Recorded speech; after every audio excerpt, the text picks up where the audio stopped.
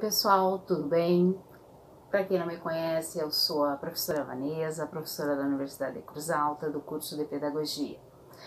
Então agora, com a quarentena, com o coronavírus, a gente está em casa com as nossas crianças. Então, eu queria trazer hoje algumas sugestões de atividades, para a gente em casa com os nossos filhos, né?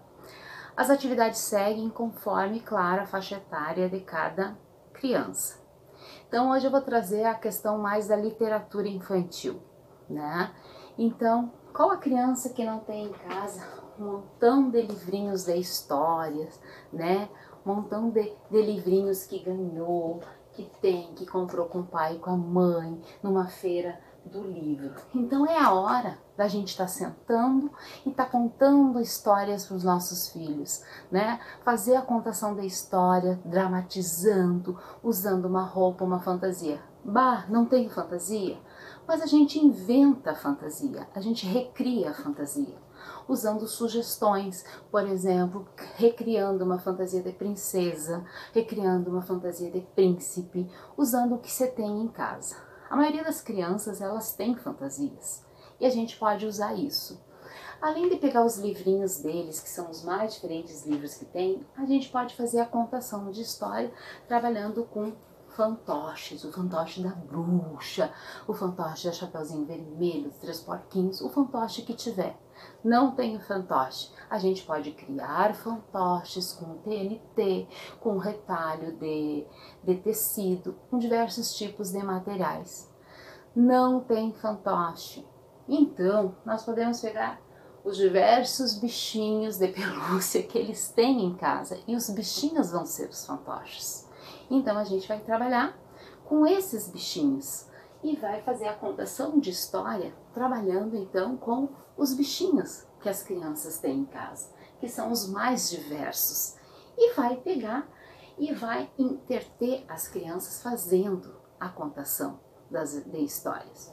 Cada história vai ter um personagem, vai ver o que a gente quer trabalhar, mas é importante que a gente fique fazendo essas atividades com os nossos pequenos em casa, usando os tipos de brinquedos. Por exemplo, aqui é um fantoche, que é a Chapeuzinho de um lado, que é o lobo do outro, que é a vovozinha do outro. Então aqui eu tenho um avental, que a gente vai contando a história, colocando os personagens e vai discutindo, com a criança e fazendo ela participar.